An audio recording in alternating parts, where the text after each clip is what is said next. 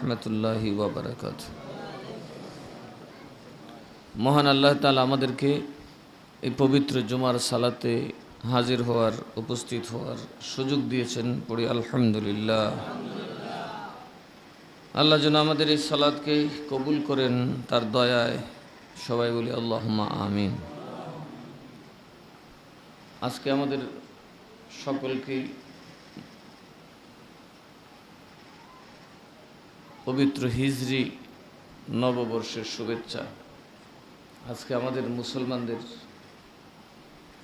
নববর্ষ, মুহররমুল হারামের 1 তারিখ। এটার শুভেচ্ছা দিলেও সওয়াব হবে। কি হবে? কারণ এর সাথে জড়িত আছে নবী, সাহাবী, আউলিয়া কেরাম, ইসলাম। এক সময় পৃথিবীতে সারা পৃথিবী চলত এই মুহররমের হিসাবের উপর, যখন ঈসাই সনের অস্তিত্ব ছিল না। আর কালের বিবর্তনে আমরা মুসলমানরা এতটা পিছিয়ে চলে গেছি, এখন মুহররম মাস কবে আসে যায় সেটা আমাদের অনেক দিনদারেরও খবর থাকে না। ঠিক না বেঠে? ইংরেজি নববর্ষ আসলে একদিন আগেই 31st নাইট শুরু হয়ে যায়। কত রাস্তাঘাট সাজানো হয়, কত প্ল্যানিং মুসলমানে করে, কিন্তু মুহররম মাস আসলে এই মুসলমানের খবরও নাই। কই দিয়া তার জাতীয়তাবাদের নববর্ষ চলে গেছে। এভাবেই একটা জাতি আস্তে আস্তে নিজের অস্তিত্ব ভুলে যায়। একটা শিশুকে যদি ভালো করে লোভ লাভ দেখিয়ে নিজের আয়ত্তে নিয়ে আসতে পারেন, এক সময় দেখবেন সে তার বাবাকে ভুলে যাবে। বাবা কেমন ছিল তাও ভুলে যাবে, বাবার আদর্শ ভুলে যাবে। এক সময় যে শয়তান তাকে প্রলুব্ধ করেছে তার সাথেই সে হাঁটবে। আমরা অলরেডি এই ফাঁদে পড়ে গেছি। মুহররম মাস যে আমাদের নববর্ষ, এটা যদি জিজ্ঞেস করেন তো বেশিরভাগ মানুষ এই ব্যাপারে কিছুই জানে না। মুহররম শুধু একটা মাস না, হিজরি মাসের প্রথম, যেটা মুসলমানদের আবিষ্কার এবং যেটাই হলো বাস্তব। চাঁদের মাসটাই হলো স্থায়ী মাস। আল্লাহ আমাদেরকে মুহররমুল হারামের বরকতে ধন্য করুন। সবাই বলে আল্লাহুম্মা। বছর শেষ হয়ে গেছে, আবার নতুন বছর শুরু হয়েছে। আল্লাহর নবীর দফতরে তো হিজরি শনি আছে। এই নতুন বছরে আপনি হিসাব করতে হবে আপনার আমল নামায় কয়টা নেকি আর কয়টা বদি, কি পরিমাণ আল্লাহর কাজ করেছেন, কি পরিমাণের শয়তানের কাজ করেছেন। হিসাব করে ঘুমাবেন, নিজেই বলতে পারবেন আপনি জান্নাতি না জাহান্নামী। বছর আসে মূলত শুরু হয় এই জন্য যে কিছু হিসাব কিতাব হালখাতা করেন অনেকে, সারা বছরের হিসাবটা নেই। তখন সে বুঝে লাভ লস বা তার ব্যবসায় কি পরিমাণ কি হয়েছে, বিনিয়োগ হয়েছে। বছরের শুরুতে আসে আপনি সব হিসাব করবেন যে আপনার জীবনে কি কামাইলেন, কার জন্যে কামাইলেন। কারণ এখানে আল্লাহ তাআলা পরকালের কথা বলেছেন। পরকালে আমাদের সকলকে আল্লাহর কাছে তার জবাব দিতে হবে। আল্লাহ যেন আমাদেরকে সুন্দরভাবে ঈমান ইসলামের উপর বছরটা কাটানোর তৌফিক দেন। জানি না এই বছর কারা থাকবেন, কারা হয়তো থাকবেন না। অনেকেই গত বছর ছিলেন, আজকে এত দূরে চলে গেছেন, আর পৃথিবীর কোনো যন্ত্র দিয়ে খুঁজলে তাদেরকে পাওয়া, যত শত কোটি আবেগ দিয়ে ডাকলেও তাদেরকে আর সাড়া দেওয়ানো যাবে হয়তো আবার আপনার কপালে কি আছে আল্লাহ তাআলাই জানেন। সুতরাং এই বছরটাই যেন আপনার জন্য কল্যাণকর হয়। নিজেকে আল্লাহ এবং রসুলের ইবাদত, আল্লাহর ইবাদত এবং রসুলের অনুসরণে ব্যস্ত রাখুন, যাতে আমরা হারিয়ে না যাই জাহান্নামের দিকে, শয়তানের দিকে। গত জুমাতে যে আলোচনাটা করেছিলাম যে ঈসা আলাইহিস সালামের উম্মতরা ওনাকে বললেন আমাদেরকে আসমান থেকে কি দেন, খানা ভর্তি খঞ্চা দেন, অর্থাৎ একটা খাবার ভর্তি ডিশ আসবে আসমান থেকে, আমরা সেটা খাবো।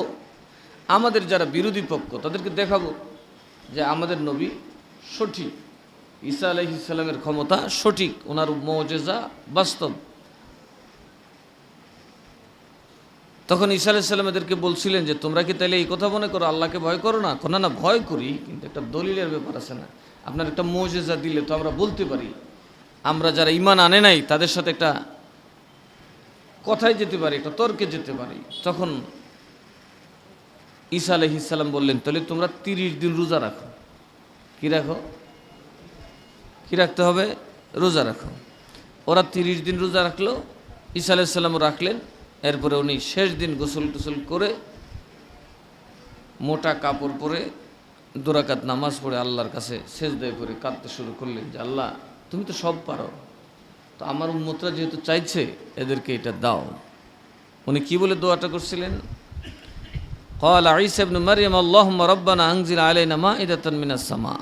হে আল্লাহ, আমার রব, আপনি আমাদের উপর একটা খঞ্চা, খানাবর্তী খঞ্চা আসমান থেকে নাজিল করুন। তাকুনু লানা ঈদান, যাতে সেটা আমাদের ঈদের দিন হয়ে যায়, ঈদ হয়ে যায়। কি হয়ে যায়? ঈদ। ঈদ, ঈদের দিন না, ঈদ। কি বলেন? কি বলছে? একটা হলো ঈদের দিন, আরেকটা কি? ঈদ। উনি এই কথা বলেন না দিনটা যেন আমাদের জন্য ঈদের দিন হয়ে যায়, কিন্তু উনি এটা বুঝাতে চাচ্ছেন মুসলমানকে ঈদ উদযাপন করতে একটা খানাবর্তী খঞ্চাও যথেষ্ট। আসমানি নিয়ামত পাইলে মুসলমানরা ঈদ করতে পারে কি পারে না? উনি এটা বলেন না এটা ঈদের দিন হয়ে যাক, যে আমরা এই দিনটাকে ঈদের দিন বানাবো। ঈদের দিন হলে আমাদের ঈদের মতো একটা দিন হতো। একটা হলো ঈদের দিন, আর একটা হলো ঈদ উদযাপন করা, খুশি উদযাপন করব। ওই খুশিটাকে আমরা ঈদ মানাবো। তাহলে বোঝা গেল ঈদ শব্দটা শুধু 2টা দিনের সাথে সম্পৃক্ত না, 2 দিন তো ঈদের দিন, 2টা কি ঈদের দিন। ওই 2টা ঈদ ওই দিন ছাড়া অন্য দিনে হবে না। আর যেটা আমরা মিলাদুন্নবীর ঈদ করি বা বিভিন্ন আনন্দ উৎসব করি বিভিন্ন নিয়ামতের কারণে, ওই ঈদগুলো আমরা যে কোনো সময় করতে পারি। ওইগুলো আমরা কি যে কোনো সময় করতে পারি। যেমন মিলাদুন্নবী শুক্রবারে পড়লো, আমরা রবিবারে করতে পারি, সোমবারে করতে পারি, আমরা আজীবনও যে কোনো সময় করতে পারি। কিন্তু ঈদের দিন যে নামাজ, এটা হলো ঈদের দিন। আর এমনি জেনারেলি মুসলমানরা কোনো নিয়ামত, কোনো বরকত, রহমত আল্লাহর কাছ থেকে পাইলেই কি করতে পারে? ঈদ করতে পারে। এই জন্য আমরা ইমানদারদের জন্য, আমাদের উম্মতের জন্য, জাতির জন্য শ্রেষ্ঠ নিয়ামত হলো আমাদের নবীজি। ঠিক না ঠিক? উনি আশাটা আমাদেরকে সবচেয়ে বেশি ধন্য করেছে। আমরা না খাবারের দিকে আছি, আমরা না আর কিছু চাই, আমরা একটাই চাই আল্লাহ আমাদেরকে নবী দিয়েছো, এটাই আমার জীবনের জন্য যথেষ্ট। ওরা নবী পাইছে কিন্তু ঈদ করতে পারে নাই। ওরা বলছে আসমান থেকে খানা পাঠান, মুজিজাকে আমরা ঈদ বানাবো। আর উম্মতে মুহাম্মদী বলতেছে না, আমরা মুজিজা বা রসুলের চাঁদ কাটার দিনকে ঈদ বানাবো না, আমরা ঈদ বানাবো রসুলের আগমনের দিনকে। এই হলো ওদের থেকে উম্মতে মুহাম্মদের বুজুর্গি, নবীর প্রেমের আলামত। তাহলে বোঝা গেল ঈদ করতে কোনো বারণ নাই। কোরআন শরীফে ঈদের কথা আছে, খানা খাইও তারা ঈদ করেছেন। আবার আল্লাহ একটা হুমকি দিছেন, আমি যে তোদেরকে এটা দিব, যদি মানুষ তো মানুষ, আর যদি এরপরে অস্বীকার করস, দুনিয়ায় যারা কোনো শাস্তি দিছি না এই শাস্তি তো করে দিব। কারে দিব? তোমরা যে আসমান থেকে খানা চাইতেছো, ঠিক আছে দিমু, কিন্তু দেওয়ার পরে যদি কুফরি করো, এমন শাস্তি তোমাদেরকে আমি দেব যেটা পৃথিবীর আর কাউকে দেই নাই। লা উআযযিবাহু আহাদান মিনাল আলামিন, ইয়া পৃথিবীর আর কাউকে আমি এই শাস্তি দেই নাই, তোদেরকে দিব। সে শাস্তিটা কি ছিল? কিছু মানুষ খানা খাওয়ার পরেও সমালোচনা শুরু করে দিল, মজা না, এটা না, এটা না, এটা কই দিয়ে আইলো, কুফরি শুরু করলো। তখন আল্লাহ তাআলা তাদেরকে খিনজির বানাই দিছে। খিনজির কি বানাই দিছিল? শুকর বানাই দিছে। মানুষকে শুকর বানানো, এই জাতি হচ্ছে ইসরায়েলি ইহুদি জাতি, যাদের কর্মের জন্য আল্লাহ তাদেরকে শুকর পর্যন্ত বানাইছে, বান্দর পর্যন্ত বানাইছে। উম্মতে মুহাম্মদের কেউ বান্দর তো দূরের কথা, মানুষের চেহারাটা পাল্টায় নাই, ঠিক না বেঠি? আজও পর্যন্ত না। ওয়ামা আরসালনাকা ইল্লা রাহমাতাল লিল আলামিন। উম্মতে মুহাম্মদের উপর আল্লাহর একটা রহমত আছে। এরা এতটা শয়তান, এতটা অবাধ্য নয়, কিন্তু যারা ইহুদি এরা কি পরিমাণ অবাধ্য যে দাউদ আলাইহিস সালামের যুগে এগুলোরে বানাইছে আল্লাহ বানর, আর ঈসা আলাইহিস সালামের তখন দেখা যায় আমার মুরিদের বাইরে অনেক মানুষ থাকে, মাগার এক পয়সাও দেয় না। তাই বলে কি আমি ক্ষান্ত হলে চলবে? আমাকে তো পরিশ্রম করতেই হবে, পরিশ্রম তো করতেই হবে। কালকে যখন আমি আসি তখন ভোর 4টা হয়ে গেছে, সারা দিনও মেহনত করছি, সারা রাত আফসোসই করছি যে মানুষ আমার পাইল কি। রাত্র বাজে 2:30, রে মানুষ বুথল বাথল হয়ে দৌড়তেছে, তারা পথে পথে দাঁড়াই দিছে। এই রুগীটা, ওই মানুষটা অসুস্থ, হুজুর একটু দোয়া করে যান। আমিও সময় দিছি। সাথের একজনে বলছে এইরকম সময় দিলে তো বিপদ হবে। আমি বললাম এটাই তো আমার কাজ। তোমার যে মানুষে বলে, আল্লাহ যে বলায় সেটা বলো, মানুষ বলে না, এটা আল্লাহ বলায়। কথা ঠিক না? এটা কি মানুষ বলতে পারে? কত মানুষ, একটা মানুষ তারা জিজ্ঞেস করে কিনা, এই জন্য ঘুরে। আর আমি গাড়ি নিয়ে গেলে 8-10 জায়গায় মানুষ দাঁড়ায় থাকে রাস্তায়, রাত 2টা 3টায়। এক অসুস্থ অ্যাক্সিডেন্ট করা রুগী নিয়ে রাস্তায় ফালায় ধরে রেখেছি আমি নিজ জায়গায় গাড়ি দিয়ে।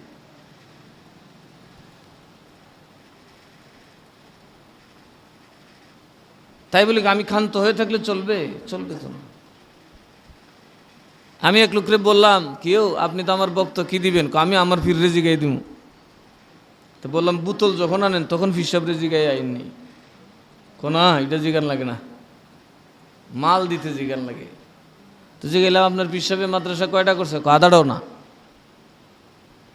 কয়দিন মাদ্রাসায় দিছেন নি কিছু? দিয়েন কোনা, দেওয়ান লাগে না। আসলে যিনি কাজ করবেন তিনি কাজের প্রতিফলন পাবেন। যারা করবেন না, গাফেল থাকবেন, তারা বড় আফসোস করবেন।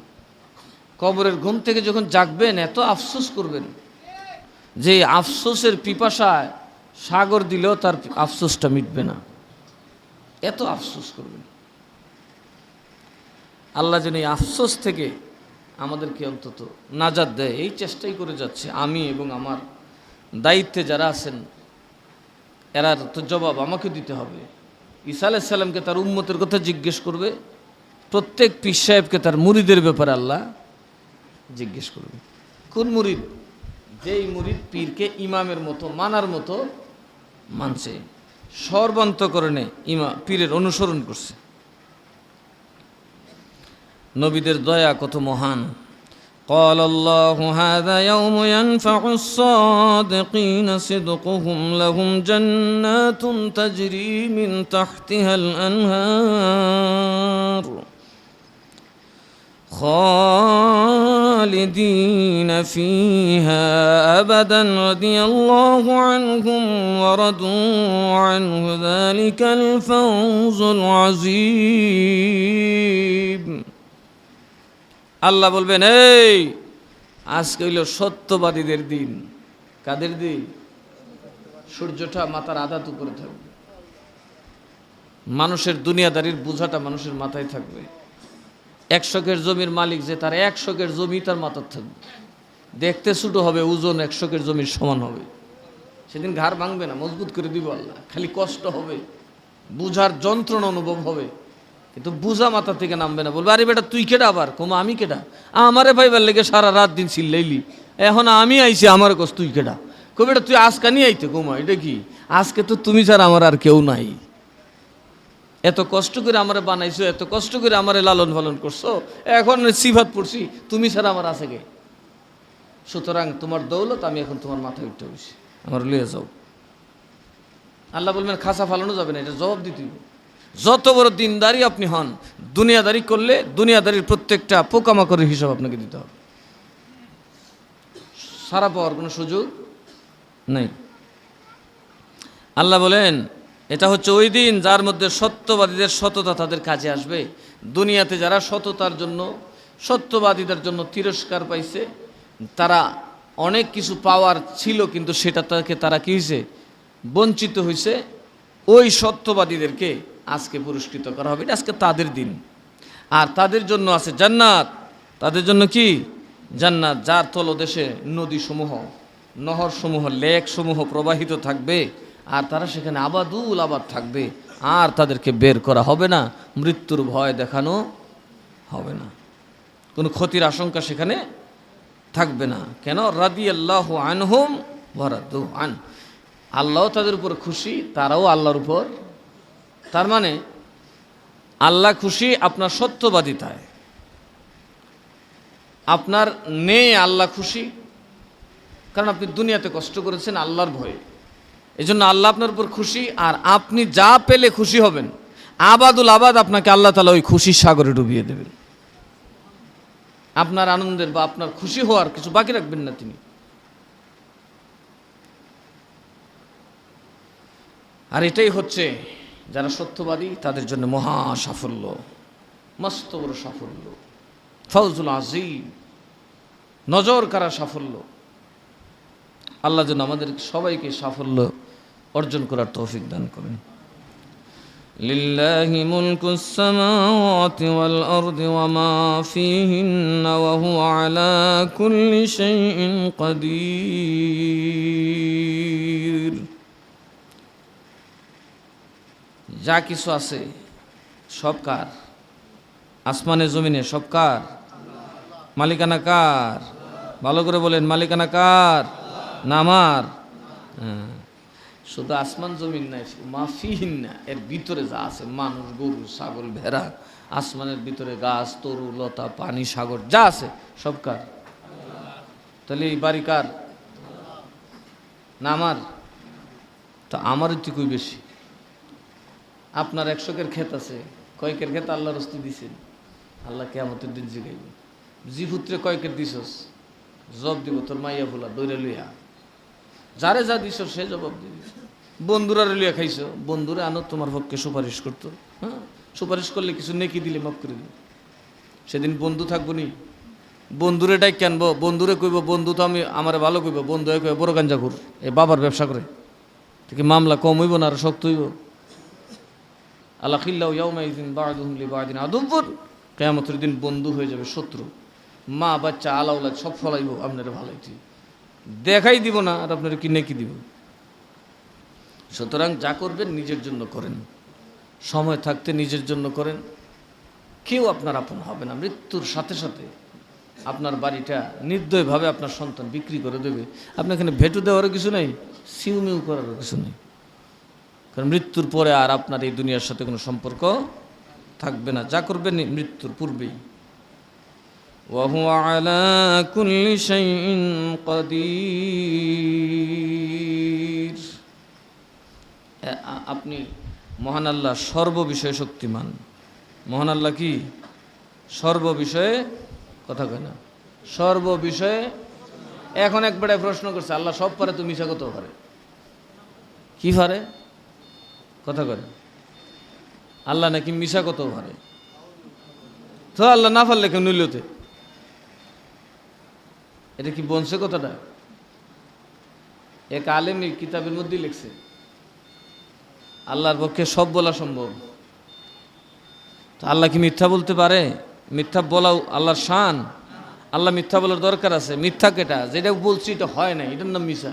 আর আল্লাহ তো কোন হয়, এখন বললি হয়ে যায়, এখানে মিথ্যার কিছু আছে? আল্লাহ যেটা বলবেন শুধু হয়েই যাবে। সেটাই বাস্তব। আপনি যেটা দেখতেছেন এটাও বাস্তব। সুতরাং আল্লাহর মধ্যে মিথ্যার কোনো বা দোষ ত্রুটি এগুলার কোনো সম্ভাবনা কোনোভাবেই হতে পারে। সকল আইব থেকে তিনি কি পুত পবিত্র, সকল আইব থেকে তিনি পুত পবিত্র। কিছু পণ্ডিত আছে না, হ্যাঁ আমি কি খাই আমারে খাওয়ায়, গুনাহ কি আমি করি আমার করার কেন আমি করি, এরকম বালু পণ্ডিত আছে না নাই? হ্যাঁ, এগুলারও ইমান টিমান নাই, এগুলো আল্লাহর সাথে দুষ্টামি করতেছে। কিয়ামতের দিন আর আল্লাহর কাছে শাস্তির উপযুক্ত হবে। এরার আচরণ হবে বানরের মতো, খালি নাচবো। অনেকে জিজ্ঞাসা বান্দর কেটে করে, দুনিয়াতে বান্দরের মতো কথা কইছে, এরকম আছে না? আল্লাহরে সব দোষ আল্লাহর, আমি কি করি, আমার তুমি বানাইছো কে? ওরে বাপরে, তোমারে বানাইছে, আকল দিছে, বুদ্ধি দিছে, আল্লাহর কিতাব দিছে। সবাই যদি আল্লাহর পথে যাইতে পারে, তুমি আল্লাহর পথে না খুঁজে বের করবা। এজন্য আমাদেরকে এই মুহররমুল হারামের নববর্ষ মনে রাখতে হবে। সাথে সাথে আমার অনেকে জিজ্ঞেস করছেন, মুহররমের রোজা, রমজানের রোজার পরে সবচেয়ে বরকতপূর্ণ রোজা হচ্ছে মুহররমের 2টা রোজা, একটা না 2টা রোজা, 9-10 অথবা 10-11 অথবা পুরো মাসের ভিতরে করলেও হক আদায় হয়ে যাবে।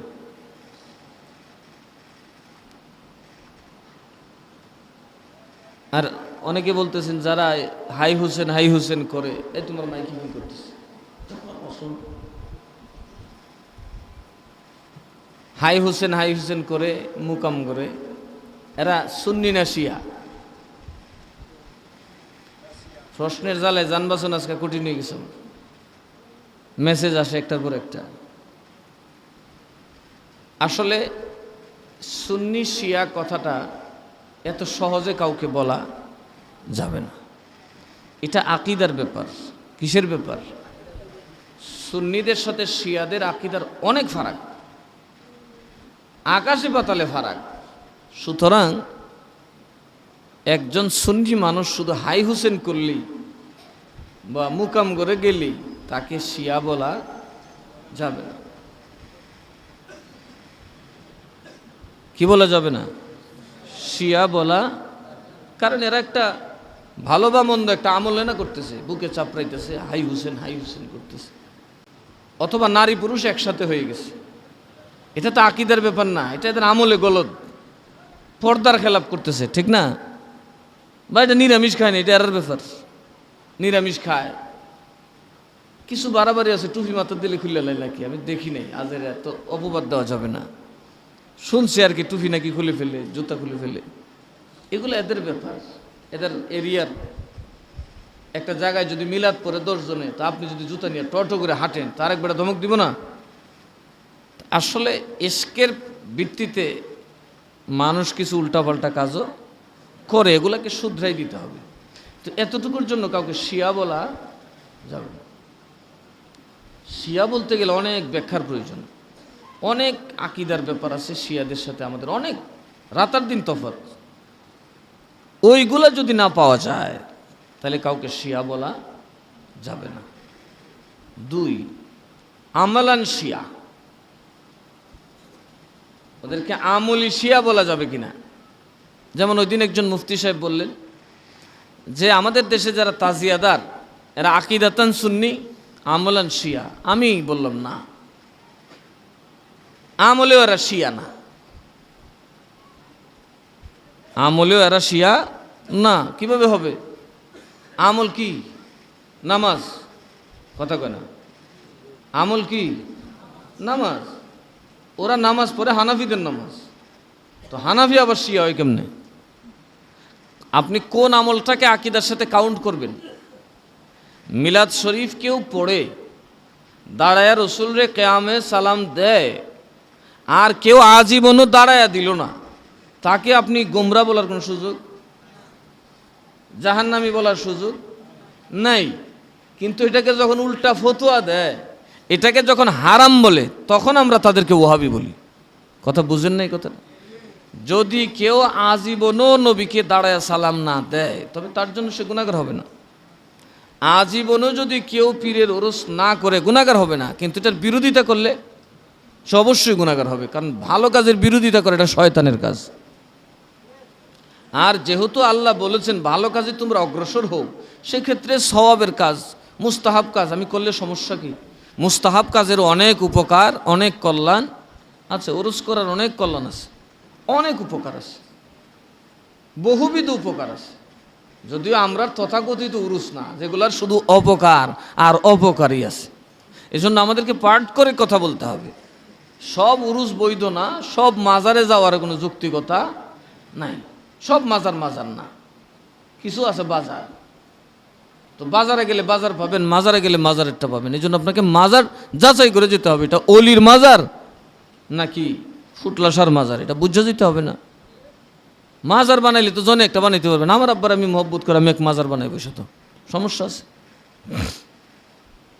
তো যদি এদেরকে আমলান শিয়া বলা হয় এটাও ভুল, কারণ আমাদের দেশে যারা তাজিয়াদারি করে এরা আমাদের হানাফি মাযহাব মানে, কথা ঠিক না? এরা আমাদের পিছনে নামাজ পড়ে, এদের সন্তানরা আমাদের মাদ্রাসায় পড়তেছে। তো শিয়াদের আমল তো এদের সাথে না, শিয়াদের মযহাবও তো আলাদা। শিয়াদের মযহাব কি আলাদা। সুতরাং আমাদের দেশে যারা এই মহরমের 10 তারিখ আসলে একটু হাই হুসেন করে বা ঘোড়া টোরা বানায়, এগুলো যদিও আলেমরা সমর্থন করে না, আবেগের বেশরে বানায় আর কি, একটা নিশানা তৈরি করে। এই জন্য এদেরকে কাফের, মুশরিক বা দুর্গা পূজারীও বলা উচিত হবে না। তো আমাদের মধ্যে শালীনতা থাকতে হবে। শিয়া ফতোয়া দিতে গেলে অনেক ব্যাখ্যার ব্যাপার আছে, একজনকে বাতিল ফতোয়া দিতে গেলে। যেমন আমরা ওয়াহাবি বলি, তাদের সাথে আমরা বিয়ে শাদি চলাফেরা আছে না নাই, কিন্তু নামাজ পড়ি না। কি পড়ি না? যদি এরা সুন্নি, এরাও আহলে সুন্নাত, আমরাও আহলে সুন্নাত, কিন্তু এদের আকীদায় সমস্যা আছে, এটা আমাদের সাথে যায় না, বিদায় আমরা তাদের পিছনে নামাজ পড়ি না। এটা মিলাদ কিয়ামের জন্য না। অনেকে মনে করে খারিয়া মিলাদ পড়লি সুন্নি, বইয়ে পড়লেও হবে না। এখানে আকীদার ব্যাপার আছে, রসুলের সানা সিফতের ব্যাপার আছে। আপনি যদি মুনাফিকের আকীদা ধারণ করেন তো আপনার পিছনে নামাজ পড়বো কেমনে? কি বলেন? আপনি যদি কাপড় নাপাক অবস্থায় পরে নামাজ পড়াতে আসেন, আপনার পিছনে নামাজ পড়া যাবে? তদ্রূপ আপনার আকীদা খারাপ হলে, আপনার এতেকাদ, আপনার বিশ্বাসের মধ্যে গন্ডগোল থাকলে আপনার পিছনে নামাজ হবে না। এগুলো আমার ওয়াজ দেখলেই পাবেন যে কোন কোন আকীদার কারণে আমরা তাদের সাথে দূরে চলে আসছি। ওরস নিয়ে না, তারা এমন কিছু কথা, যেমন সম্প্রতিকালে এক বক্তা লক্ষ মানুষের সামনে বলে ফেললেন রসুল ছিলেন কাউবয়, যেটা স্পষ্টত সরাসরি রসুলকে রাখাল বলা তো দূরের কথা, রাখাল বলা যায় এরকম ভালো শব্দ দিয়ে রসুলকে ডাকা যাবে না, হারাম। তো এই ধরনের মানুষগুলার রসুলের ব্যাপারে অচেতন। আল্লাহ এবং রসুলের সম্মানের ব্যাপারে যারা অচেতন, অসতর্ক, তাদের পিছনে সতর্ক ব্যক্তির নামাজ হবে না। সুতরাং আপনারা তাদেরকে শিয়া ধারণা করার কোনো সুযোগ নাই, যতদিন না তাদের আকীদা তারা স্পষ্ট করবে যে আমরা শিয়াদের আকীদা ধারণ করি, ওইটার পক্ষে কথা বলবে, ততদিন পর্যন্ত তাদের সাথে উঠা বসা চলবে। তাদেরকে আমরা বুঝাতে পারি যে এইভাবে না, কথা বুঝেন নাই, সেইভাবে করো। মহরমের একটা উৎসব তো আছেই, আছে না নাই? নববর্ষের একটা উৎসব দরকার আছে না? এটাও মুসলমান উদযাপন করতে পারে শরিয়ার ভিতরে। কিন্তু আফসোস যে আলেমরারে দেখলাম পহেলা বৈশাখে গেল, পহেলা মহরমে তাদেরকে মাঠে দেখা, এরা দুনিয়াদার উলামায়ে সু। এরা মানুষের দৃষ্টি নিজের দিকে নেওয়ার জন্য প্রয়োজনে পায়খানার টয়লেটের উপর বসে সেলফি তুলবে, লাইভ দিবে। উদ্দেশ্য কি? মানুষের চোখ ফিরানো। আমাদের উদ্দেশ্য হলো আল্লাহ এবং রসুলের দৃষ্টি ফিরানো, এটাই আমাদের জন্য যথেষ্ট। আল্লাহ আমাদেরকে আল্লাহ এবং রসুলের দৃষ্টিতে কবুল করুন। এবং ইমাম হুসাইনজি, ওনার জন্য আপনারা সবাই দোয়া করবেন, তবারক বিতরণ করবেন, ফাতেহাখানি করবেন, যতটুকু পারেন রোজা রাখবেন যে আল্লাহ আমি হুসাইনকে দিতে পারি নাই কিছু, ওনার জন্য মাঠে থাকতে পারি নাই, কিন্তু ওনার এই নির্মম শাহাদাত আমার কলিজা একটা বেদনার সুর উঠাইছে। আল্লাহ আমি দুইটা মিসকিনকে ইমাম হুসাইনের স্মরণে কিছু দিলাম, দিলে লাভটা হলো কিয়ামতের দিন কিন্তু জান্নাতটা ইমাম হুসাইন বাড়বেন। জান্নাত বাঁটবেন কে? ইমাম হাসান, ইমাম, জি। আল্লাহ জান্নাত দিয়েছেন রসুলকে, আর রসুল ইন্নামা আনা কাসিমুন ওয়াল্লাহু ইউতি, আল্লাহ দাতা, আমি রসুল বন্টনকারী। আল্লাহ দাতা, রসুল, হ্যাঁ, আল্লাহ জান্নাত দিবেন, বন্টন রসুল করবেন। আর রসুল বলেন আমি এটা সর্দার বানাইছি আমার হাসান এবং হুসাইনকে। সেদিন রসুল ডেকে বলবেন যে আমি তোমাদেরকে, তোমরা বাইটা দাও, আমার উম্মতের কে কোনটা পাবে। সেদিন হুসাইন দেখবে কার দিলে হুসাইনের ভালোবাসা আছে। যে বাটে তার একটা এখতিয়ার থাকে না, কি বলেন? আপনি যখন যে হতে যাইবেন, যিনি বাটে তার মধ্যে একটা এখতিয়ার আছে না নাই? কাউকে একটু ভালো কদর করার দায়িত্ব আছে না নাই?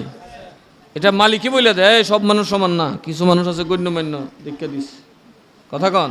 সেদিন আল্লাহ রসুল বলে দিবে এই লোকটা তোমার আশেক, তোমার শাহাদাতে সে কেঁদেছিল, তোমার আওলাদের রক্তে সে আমার জন্য, তোমার জন্য কিছু খরচ করেছিল, আল্লাহর কাছে কিছু জমা রাখছিল।